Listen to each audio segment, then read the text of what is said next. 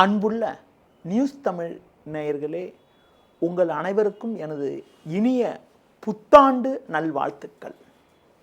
2026ஆம் ஆண்டு தற்போது பிறக்க இருக்கிறது. 2026ஆம் ஆண்டு 12 ராசி நேயர்களுக்கும் எப்படி இருக்கும் என்பதனை பற்றி தற்போது உங்களிடம் விளக்கமாக கூற உள்ளேன். மகர ராசி நேயர்களே, உத்திராடம் 2, 3, 4ஆம் பாதம், திருவோணம், அவிட்டம் 1, 2 ஆகிய நட்சத்திரங்கள் அடங்கிய ராசி மகர ராசி. மகரத்தில் பிறந்த உங்களுக்கு 2026ஆம் ஆண்டு எப்படி இருக்கும் என பார்க்கின்ற பொழுது, திருக்கணித சித்தாந்தப்படி உங்கள் ராசியாதிபதி சனி பகவான் உங்கள் ராசிக்கு முயற்சி ஸ்தானமான 3ஆம் வீட்டில் இந்த ஆண்டு முழுவதும் சஞ்சரிப்பது ஒரு அற்புதமான அமைப்பாகும். நீங்கள் மேற்கொள்ளக்கூடிய ஒவ்வொரு செயலுக்கும் நல்ல ஆதரவு கிடைக்கும். எடுக்கும் முயற்சியில் வெற்றி மேல் வெற்றி கிடைக்கும். கடந்த காலங்களில் உங்களுக்கு இருந்து வந்த தேக்க நிலை விலகி தொழில் வியாபாரத்தில் நல்ல முன்னேற்றம் இருக்கும். தொழிலை அபிவிருத்தி செய்யக்கூடிய ஒரு யோகமானது உங்களுக்கு உண்டு. எடுத்த காரியத்தில் வெற்றி மேல் வெற்றி பெற்று மனமகிழ்ச்சி அடைவீர்கள். தொழில் வியாபாரத்தில் லாபங்கள் அதிகரிக்கும். உங்களுக்கு இருந்த சட்ட சிக்கல்கள் குறையும். மறைமுக எதிர்ப்புகள் விலகும். தொழில் அபிவிருத்திக்காக நீங்கள் மேற்கொள்ளக்கூடிய முயற்சிகள் அனுகூல பலனை தரும். கிளை நிறுவனங்களை நிறுவக்கூடிய ஒரு வாய்ப்புகள் உண்டாகும். திறமை வாய்ந்த வேலையாட்கள் உங்கள் தொழிலில் இணைவார்கள். உத்தியோகத்தில் இருப்பவர்களுக்கு பணியில் சிறப்பாக செயல்படக்கூடிய ஒரு பலம் உண்டாகும். சக ஊழியர்களுடைய ஒத்துழைப்பு சிறப்பாக இருக்கும். அதிகாரிகள் ஆதரவு சிறப்பாக இருப்பதால் கடினமான காரியங்களை கூட சுலபமாக செய்து முடிக்கக்கூடிய ஒரு வாய்ப்புகள் உங்களுக்கு உண்டு.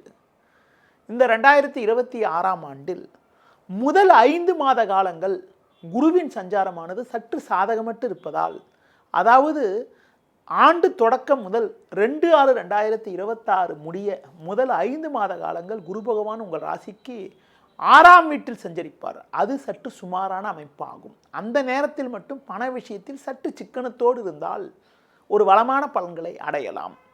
குரு 6இல் சஞ்சரித்தாலும் சனி 3இல் சஞ்சரிப்பதால் எந்தவித இடர்பாடுகள் இல்லாமல் ஒரு வளர்ச்சியை அடையக்கூடிய ஒரு வாய்ப்புகள் உண்டு. முதல் 5 மாதங்களை ஒப்பிடுகின்ற பொழுது ஜூன் 2க்கு பிறகு வரக்கூடிய காலங்கள் மிக மிக சிறப்பாக இருக்கும். ஏனென்றால் 3இல் சனி சஞ்சரிக்கக்கூடிய அந்த நேரங்களில் இந்த ஆண்டு முழுவதிலும் 7இல் குரு சஞ்சரிப்பு என்பது ஒரு சிறப்பான அமைப்பாகும். 2/6/2026க்கு பிறகு குரு பகவான் 7இல் சஞ்சரிப்பார் என்பதால் ஜூனுக்கு பிறகு உங்களுடைய வளர்ச்சியானது இன்னும் மிக சிறப்பாக இருக்கக்கூடிய ஒரு அமைப்புகள் உண்டு. ஆண்டு தொடக்கத்தில் சுபகாரியங்கள் கைகூடுவதில் ஒரு சில இடையூறுகள் இருந்தாலும் ஜூனுக்கு பிறகு குடும்பத்தில் மங்களகரமான சுபகாரியங்கள் கைகூடக்கூடிய அமைப்புகள், கணவன் மனைவியிடையே ஒரு அந்யோன்யம் அதிகரிக்கக்கூடிய அமைப்புகள், குழந்தை பாக்கியம் இல்லாதவர்களுக்கு அழகிய குழந்தைகளை பெற்றெடுக்கக்கூடிய ஒரு யோகங்கள் எல்லாம் உண்டாகும். அடுத்து குறிப்பாக ஜூனுக்கு பிறகு குரு 7இல் சஞ்சரிக்கக்கூடிய நேரங்களில் பண வரவுகள் மேலும் மேலும் அதிகரித்து உங்களுக்கு இருக்கக்கூடிய கடந்த கால கடன் பிரச்சனைகளை எல்லாம் குறையக்கூடிய ஒரு அமைப்புகளும், பிறருக்கு தந்த வாக்குறுதிகளை எளிதில் நிறைவேற்றக்கூடிய ஒரு பலமும் உங்களுக்கு உண்டாகும். இந்த 2026ஆம் ஆண்டில் சர்பகிரகம், சாயாகிரகம் என வர்ணிக்கப்படக்கூடிய ராகு கேதுவின் சஞ்சாரத்தை பற்றி பார்க்கின்ற பொழுது, ராகு பகவான் உங்கள் ராசிக்கு 2ஆம் வீட்டிலும் கேது பகவான் உங்கள் ராசிக்கு 8ஆம் வீட்டிலும் சஞ்சரிப்பதால் பேச்சில் பொறுமையோடு இருக்க வேண்டும். நீங்கள் விளையாட்டுத்தனமாக பேசினாலும் அதனை மற்றவர்கள் தவறாக எடுத்துக்கொள்ளக்கூடிய ஒரு வாய்ப்புகள் இருப்பதால் நீங்கள் சற்று நிதானத்தோடு பொறுமையோடு இருந்தால் ஒரு சில வளமான பலன்களை அடையக்கூடிய ஒரு வாய்ப்புகள் உண்டு.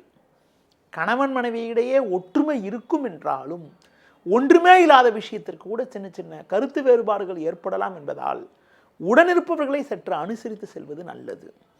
2026இல் ஏற்றமிகுந்த பலன்களை நீங்கள் பெறுவதற்கு பேச்சில் பொறுமையோடு இருப்பதும், அம்மன் வழிபாடு, துர்க்கை வழிபாடு மேற்கொள்வதும், விநாயகர் வழிபாடு மேற்கொள்வதன் மூலமாக ஒரு வளமான பலன்களை நீங்கள் அடையக்கூடிய ஒரு வாய்ப்புகள் உண்டாகும்.